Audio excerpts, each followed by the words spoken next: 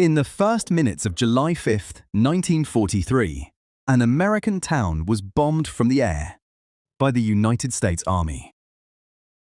Nobody was hurt. The total damage came to $25.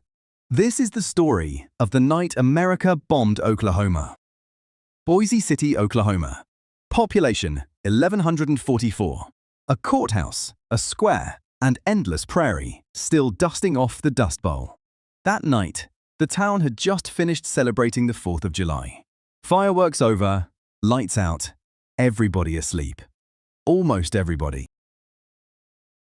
Meanwhile, at Dalhart Army Air Base in Texas, a 10-man B-17 crew took off on a routine night training run. Their target? An empty field near Conlon, Texas, marked out for bombing practice by 4 simple lights arranged in a square. Remember those 4 lights? Because Boise City's courthouse square was lit that night by 4 lights, also arranged in a square. The navigator was a young second lieutenant named John Daly. The town's own history book put it delicately.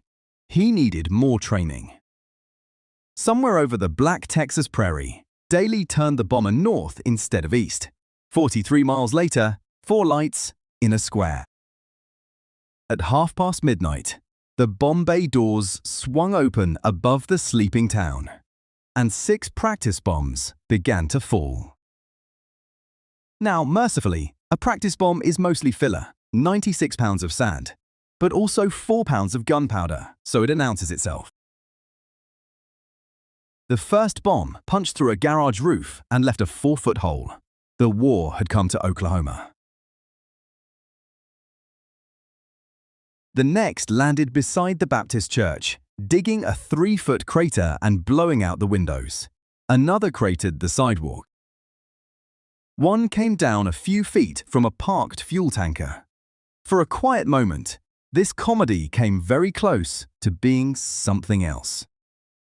The town woke up. The butcher phoned the sheriff.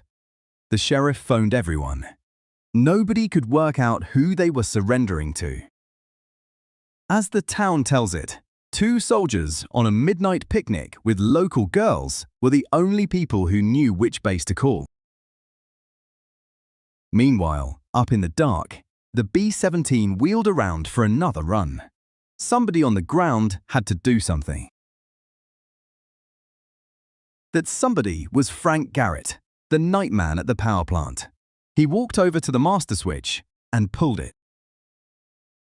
Boise City vanished. Below the bomber, the target simply ceased to exist.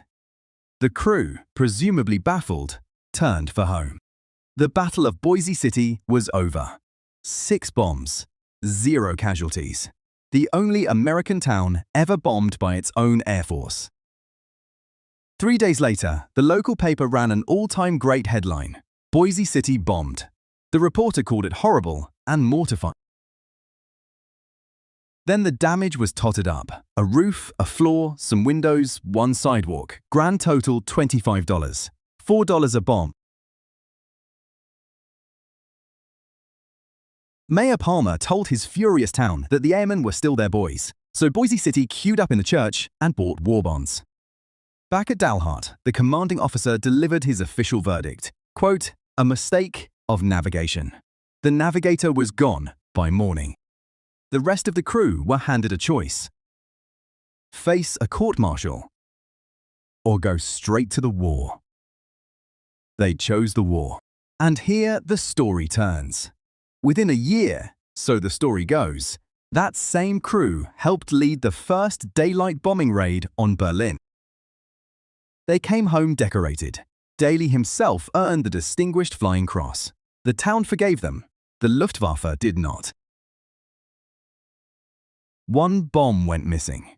Railroad worker Jerry Shannon found it in a sand pile and kept it in his barn for 76 years. His family donated it to the town museum in 2022, freshly repainted. Outside the courthouse, a monument, a bomb planted in concrete. The crew was invited to the 50th anniversary party. All declined, still mortified. The radio operator sent a taped apology. The town played it and partied on. If you want more weird history, don't forget to like and subscribe to Irish Edutainment.